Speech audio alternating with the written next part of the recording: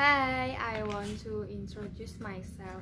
My name is Alia Launa Taspita from class 12 Science 3. I want to tell you about how to make caramel popcorn. The material is corn kernels,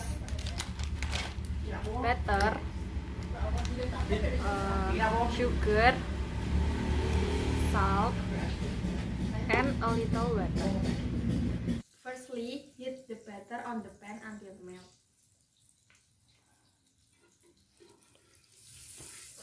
Secondly, add the corn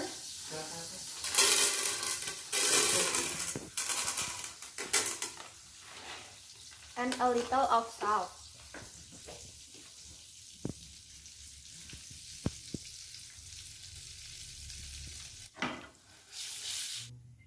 Then cover the pan. Wait until the corn is blooming.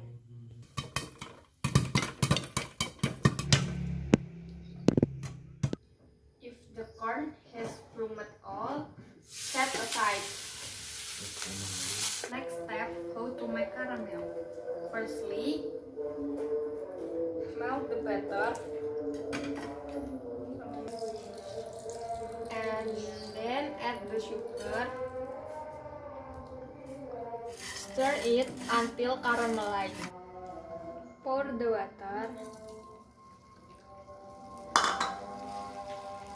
Then mix well.